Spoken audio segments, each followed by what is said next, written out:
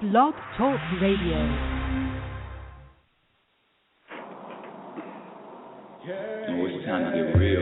Oh, yeah.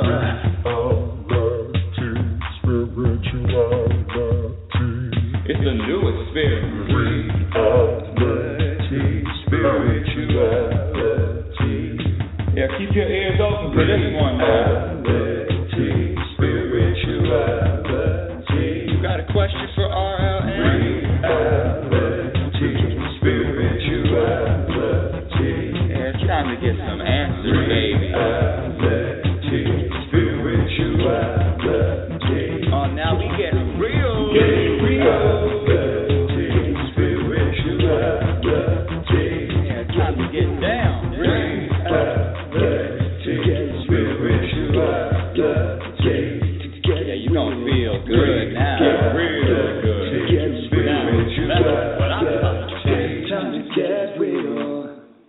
Welcome, everyone. Welcome to Reality Spirituality. I am your host, Rebecca Lynn Norrington, and I want to thank you, and I appreciate you listening to Reality Spirituality Radio. This show has been on in some form or another for a little over 3 years, and of course, when I began, I couldn't put two sentences together. But as we all are here to evolve and grow, the show has grown, my audience has grown, I've grown, and the show sometimes we have guests and sometimes it's just me and my audience. I love to interact live with my audience. Today is Ask Rebecca Anything, and that means Ask Rebecca Anything about whatever is going on in your life, but a little bit of background of this show and who I am. I am a self-proclaimed happiness specialist, and what the hell does that mean? That means that my priority, my goal, my agenda, my intention, my commitment in this life, at least up until now, who knows what's going to happen in the future, but is happiness. And when I say happiness, I'm really talking about a feeling of contentment. You know, I had a definition of happiness years ago, 3 years ago, 4 years ago, 5 years ago, and today, what is the date? November 8th, 2014, my definition of happiness is contentment in the present moment. Contentment with whatever happens to me and whatever doesn't happen to me. Contentment and peace. Peace in mind, peace in my soul. Peace, my energy is that of calm and peace. Because I cannot control anything that happens to me. I can't control what happens. I can't control what doesn't happen. I cannot control what I am going to experience. I mean, I've given up. One of the things about being happy is you have to give up control. You have to give up that energy of trying to control anything or anyone. Any type of control subtracts from the energy of happiness. Any type of wanting to control a person, a place, a circumstance, an event, the next moment subtracts from happiness. So what I've had to do, which listen, trust me, I was the biggest control addicted freak you would ever want to meet. Listen, and what is it when I wanted to control, or I had this urge to control, or I thought I could, which is really an illusion. What it was really saying, and listen, one thing you know about me on the show is I am honest and truthful about my journey. The reason why I had this desire to control my future, to control other people, to control circumstances was, okay, ready for this one? Because I was out of control. I was out of control. Anytime you meet somebody that's controlling, the reason is because they are out of control. And I'm talking about an internal out of control. And what I've had to do, and it wasn't overnight, probably a couple of years, a lot of trial and error, a lot of bumping my head into the wall, a lot of crashing, a lot of burning, and a lot of patience with the journey. One of the things that I've had to do to feel, to experience more happiness and more contentment is to let go of the steering wheel. Let go of trying to drive this. Let go of what's going to happen tomorrow. Let go of all of it. In fact, it's so crazy that, honestly, unless I'm getting on a plane, unless I've made a commitment to speak, unless I have an appointment at the dentist, I do not even plan my moments throughout my day. I really don't. Now, if I have a job, of course, I have to get to, but everything else, I just let the universe guide me and direct me and move me to the inspiration to act, the inspiration to create, the inspiration. Honestly, my dear audience, honestly, this letting go of control and letting go of all of it and not even planning, this list of things to do. Well, yeah, of course, there are things that I have to get done, deadlines. But other than that, I'm telling you, I'm like a leaf in the wind. I just blow wherever the universe takes me. And it actually feels lighter, and it's a different way of living. Now, what I want to share, and I have a few people in the queue, and I'm going to definitely get to my callers, because one of the things I love to do is to talk to my audience live. But just a couple more things I want to say about this show. My latest book, my latest book, Reality Spirituality, The Truth About Happiness, is out now. You can get it on Amazon. You can also get it on my website at RebeccaNorrington.com. And it is a book that took me probably 10, 15 years to write, and the only reason why is because any time before that I wasn't ready to write the book. I didn't have the information that I needed to write this book. And now that I go back and I kind of read over it, I'm even different than the book. In other words, what I've learned from that book is going into my second book, which I haven't really formulated it exactly, but it's going to be about all the things that I've learned that I have to unlearn. In other words, the things that I thought were true, the things that I thought were real, the way I looked at life, my perspective, my behavior, all of those things I have to unlearn. And I really wanted to talk about unlearning because last night, listen, this show is so right in time. Last night, I was watching one of my favorite television shows. Now, I don't have a lot. I have maybe a handful. And one of my favorite television shows, it's actually a recent favorite, maybe in the last 10 months or so, a year, is Top Chef. Top Chef with Gordon Ramsay. Now, I'm gonna admit that, I didn't like Gordon yelling at people, screaming at people. He's had other shows, and I was not drawn to that. But for some reason, this Top Chef show, which is they gather people from all over the country, and they all compete to be a top chef. And they are eliminated. People are eliminated every week based on their cooking, or something didn't come out right, or for whatever reason. Then there's 3 judges, and I really enjoy watching people create cooking. I mean, I like to cook, but I'm not on that level, trust me.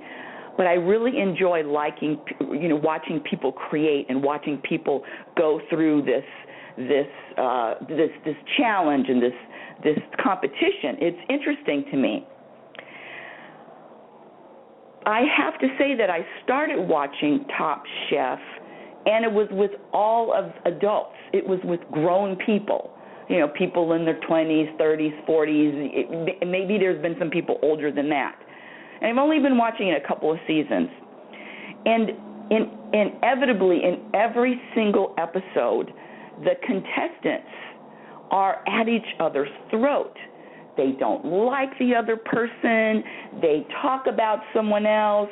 They are. It's. You can tell that they're not friends. Now there are some contestants that I guess their energy is more compatible, and they have a little bond, and they become friends on the show. But for the most part, these contestants are. It's dog eat dog type of energy. Dog eat dog, and I'm looking at the show and I'm thinking, okay, yeah, that's it was interesting to me. But I see shows all the time, and I know people in real life all the time, and it is about looking at someone else and finding something wrong with them, or talking about another person in a negative way, or just really. It's all about non-acceptance and not loving and not embracing. And anytime you talk about anyone else in a negative way, and anytime you're not embracing another person and you have something negative to see about them, some kind of comment that isn't very flattering, well, it really is a testament. It is a mirror of what you are. It's who you see yourself as. So whenever, and that's another thing, that really subtracts from happiness. Anytime you're judging or pointing your finger or thinking there's something wrong with someone else, you're really talking about yourself. Ouch. Yeah, that was a hard one for me to really understand and get, because, that took a while to get. But it's true. So in the Top Chef with the adults, it is dog eat dog, people talking about other people, people not liking other people sabotage, people yelling at each other. And I have to say, I watched the show. Now, yesterday was the first time, I don't know if it came out last week, but it was the first time I watched Top Chef Junior Edition. Top Chef Junior Edition. And it was with children between the ages of 8, and I believe the oldest was 12. Could have been older than that. They might have some children that are older than 12, but I know there was one young girl who was 8, and there was a young man who was 12, so all of that in between. But they were children, of course, Junior Top Chef. State the obvious, Rebecca. But this is the difference. And I sat watching the show and my mouth was hanging open, because these kids, when they were cooking and they were challenged and they were put under a pressure test, they call it, a cooking pressure test. The children would look behind them and say, do you have some chicken broth, or may I borrow some of your garlic, or may I in other words, they were acting as if their fellow contestants were friends. It was really amazing to me. Not only did they feel free to ask each other to help, for help, or do you have this ingredient? I don't have it, or did you pick this up? Where is it? Can I share? And they all said yes. Every single one of those children, I think there were 16 of them, all just had open arms, and they were all sharing whatever they had willingly. There was one little girl who she was making mashed potatoes, and she tasted her mashed potatoes. This was during like an hour a challenge. They only had 1 hour to make this dish. And so she was tasting her mashed potatoes, and she realized that her mashed potatoes were too salty. And she started crying. She stood there and she started crying. And I have to say that these kids stopped what they were doing and went over to her and said, "It'll be okay. Don't worry about it." Even to the point where the judges, who are adults, went to, because they didn't know that she was crying, went to, what's going on, what's wrong. She explained it. Even the adults, the judges that are usually very, very blunt and curt and quite frankly, little testy with when they speak to the contestants, even the judges changed their energy. In other words, they had compassion. They cared. You can't stand there as an adult yelling at a 9-year-old because they screwed up the dish. And in fact, one of the contestants made a chicken dish, and the chicken was raw. And so she started crying, of course. Oh, hold on a second. Oh no, what happened here with my? Oh, please. Now let's see. Hold on a second, audience. Uh-oh. Hold on, audience. What the heck? How do I stop it? Oh, there you go. Sorry, audience. A little technical glitch. So where was I? Oh, and the children went over one by one and comforted this little girl. Now, that behavior does not exist in Top Chef adults. These kids stopped cooking and went over to this young girl, and all of them, every single one of them, went over to comfort. And their comments were, "Gee, I hope she feels better. I feel bad for her. Sorry that she's going through this." So as children and as adults, the show has a different energy. And Top Chef Junior edition, there is a embracing, loving. Yeah, there's competition, but it's not dog eat dog, I hate you. And if they win, if the person wins for their dish or is chosen to be saved that week because their dish was that good, the other kids congratulate them and they clap and they really want the best for their fellow contestants. Where the hell did we lose this? How did we all grow out of this kind of behavior? How did we grow out of it? How did we unlearn what all of us obviously had as children? Those questions are really important because there is I don't remember where this quote is from, but it really talks about how to achieve this feeling of contentment and happiness. You really do have to go back to being 2, 3, 4, 5 years old, 6 years old, that mentality of nobody's out to get you. Nobody is your enemy. You're not comparing yourself to someone else. Well, they have this and I don't. And it's just, I'm telling you, the energy, and even the judges, the people that love to yell at adults, they were even kind with their criticism. They were kind with their instructions. And you don't get kind with your instructions when on the Top Chef adult. So I wanted to share that with my audience, and then I'm going to go to my callers right now and ask you, what is it that you think that you need to unlearn, that you were taught, that you were conditioned to believe, that is really, truly is part of who you are right now? What is it that you can let go of?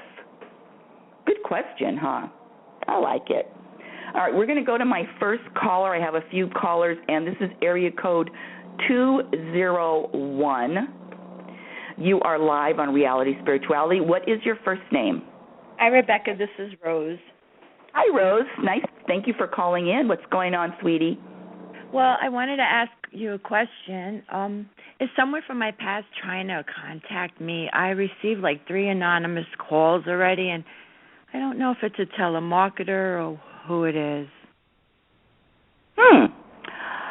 I love questions like this. Now, one of the things, is this the first time you've listened to the show? No. Yes. Okay, it is. Okay, good. One of the I love my new listeners. One of the things that I really love to do is empower my audience. In other words, I will answer your question, but I also want you to be able to answer your own questions. I want you to be able to really trust your intuition and really trust your connection with the universe, past lives, present lives, all of those entities. Does that make sense? Yes. Yeah.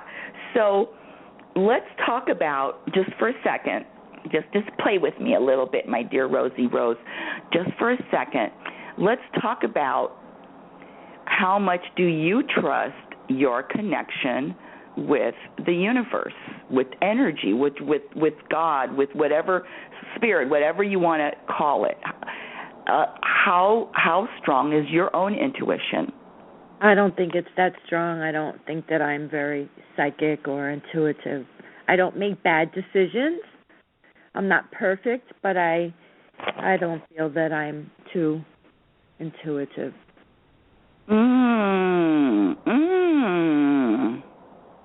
Well, I'm going to say that you are intuitive, but what it is it's like any other skill or any other gift. It's all about just practicing. And it's kind of like the story that I was talking about earlier about children and what we've learned, because that wasn't a class in when I was growing up, how to be more intuitive or how to really listen to your inner voice and how to really trust all of that. I mean, I didn't learn all of that. I'm learning it now. But I just want to share with you that you are intuitive. We all are.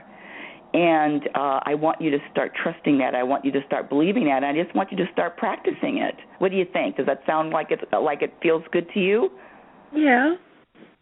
Okay. All right. I can feel you, honey. I can feel you. I felt that. Yeah. Okay, so your question to me is somebody trying to contact you from a past life, you said? No. Past relationship. Oh, a past relationship. I don't know why I thought you said past life. Maybe my hearing. Oh, a past relationship. So you're saying that I received 3 anonymous calls, and that's my question. Is this someone from my past trying to contact me? And so my question to you is, why are you not picking up the phone? I wasn't here. Oh, okay, got it. Okay, you weren't there. And you want to know if somebody from your past is trying to contact you. Well, I would say somebody is trying to contact you. Are you thinking that it might be a guy? Yes. Are you hoping that it might be a guy? Oh, I don't know. I don't know. I just saw that it was anonymous calls. I'm like, I wonder who that is. Okay. And this has been, how do I say this? It's like a focus of yours. It's like you're holding on to that because you want an answer, right? It's not that important. I just wanted to come up with a question to ask you. So I thought that was a good one. Oh, well, I'm going to say that it is a good question, but I would like you to ask me another question. I would like you to ask me a question that you are challenged by, that you're having challenges with right in your journey right now. If you feel comfortable doing that. Oh. Because you said it wasn't really that important, and I really don't think that. Sometimes people call in with a question, but it's really not what they really want to know, or there's something else that they really want information on. I'm just getting a sense that you really want something a little bit more of substance than okay, somebody's calling me as an anonymous caller, and then who is that? Is there something else with more substance that I can really sink my teeth into to assist today? No, I kind of wanted an answer to that question. Okay, well, an answer to that question is somebody that's trying to contact you. I have to say I don't know. That's my answer. I don't know. Okay, thank you. You're welcome. Woo-wee! I love those kind of calls. I love those kind of calls. I mean, oh my God, this show is so interesting to me. And there's so many type of wonderful people that listen to this show, and so many wonderful people that call, and I'm not putting any judgments. I'm not putting any labels. I'm not even going to say what the hell was that about. Whatever it was about, it was perfect. Whatever it was, whatever the truth is about that call and about my dear Rose that called and wanted that answer, I'm so good with it. And more importantly, let me just share something with you, my dear audience. 5 years ago, 4 years ago, 3 years ago when I first started this show, a call like that, a call where there was a call like that, someone calling in, and then I really didn't have an answer, and I asked if there was something else, and I can feel energy from the other person, energy of, not really being really happy with my answer, would have bothered me for a whole day, 2 days, 3 days, 4 days. I only wanted people that called in that I could assist. I only wanted people to call in that were happy to call in. I didn't want anybody to call in disagree with my concept, and oh God, it would have been a total disaster. But today I welcome all callers. I welcome all energy. I welcome every single question, and I love it all. It's about being in the moment, flowing, being okay with all of it, not taking it personally, not taking it seriously, and moving on. Next moment.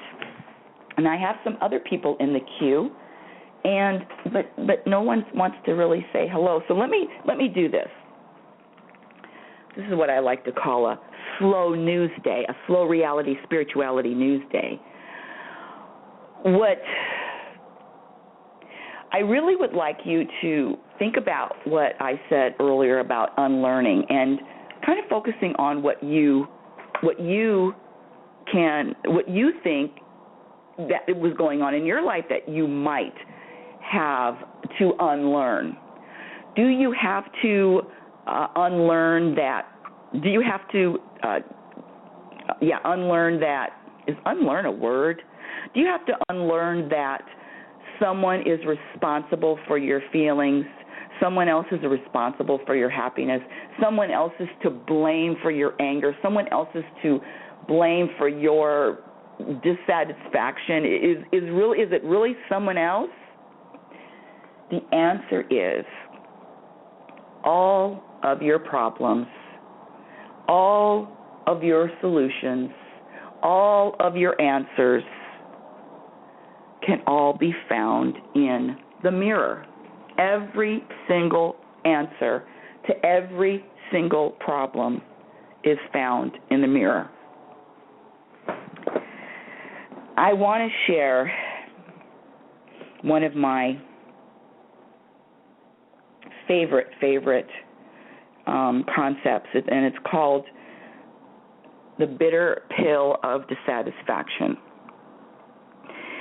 And this is from one of my chapters in my book, RealitySpirituality, The Truth About Happiness, the bitter pill of dissatisfaction.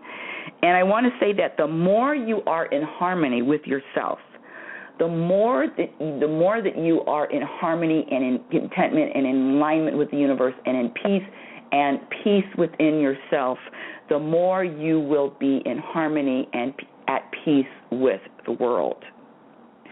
Know that you're always changing, you're always evolving. You're not the same person that you were yesterday, that you were a month ago, that you were 6 months ago. Especially if your focus and your commitment is on happiness. Because when you commit to wanting to be happier, there are things that you have to do. There are things to do every single day. There are things to pay attention to focus on every single day. You're never going to be bored, my dear audience, trust me.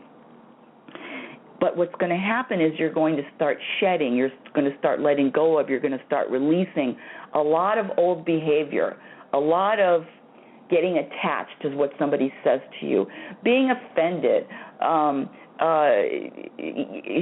wanting to know who called me, wanting to know what my next moment is going to be. What? I don't care. My new mantra is, listen to this one. My new mantra is, this is one of my mantras, is Jimmy crack corn and I don't care. And I say that because there were too many things in my life that I cared about. There were too many things in my life that I cared about that actually detracted from my happiness. So if it's not adding to my happiness, I really can't put any attention on it. I really can't put any focus on it. I really need to just keep it moving. And that's what I want to leave you with today, that you have control over your perspective. You have control over your behavior, your words, your feelings, your emotions, your energy, your personal vibration. You have control over whether you allow someone to irritate you, annoy you, anger you. You have control over all of that. And with that, you are powerful. You have intuitive abilities. You have the ability to listen to your inner voice and make decisions and trust. The road, this journey is not a skip in the park. It is a road less traveled. It is a road that, quite frankly, my dear audience, let me just be real, is bumpy, is lumpy, is hills, ditches, detours.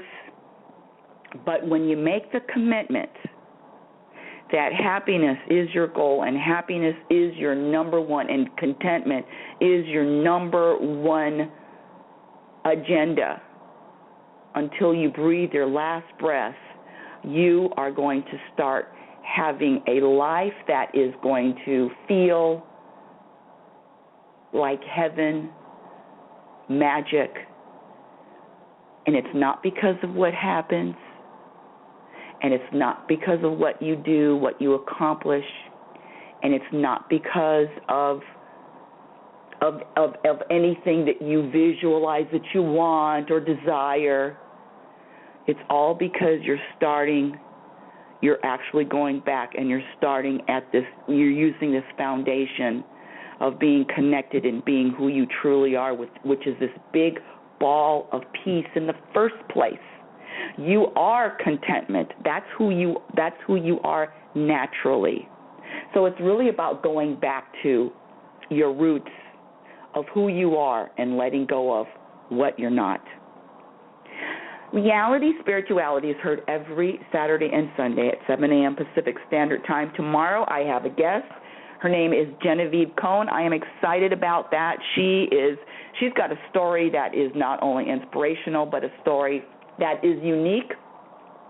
And you will learn how this woman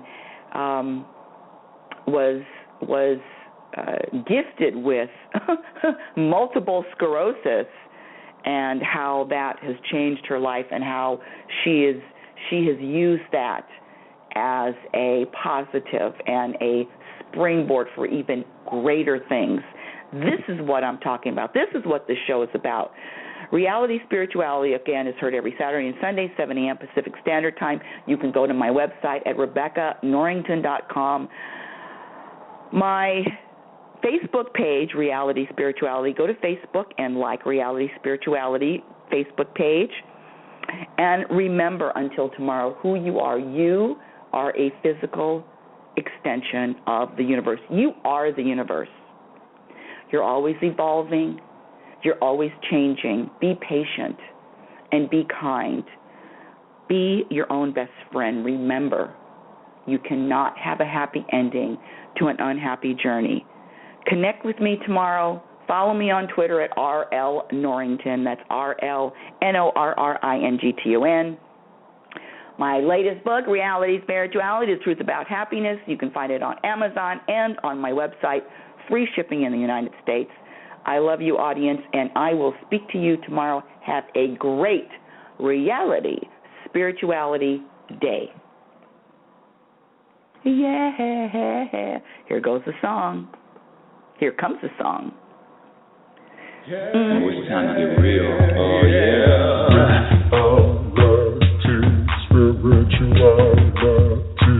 It's the new experience. Reality Spirituality.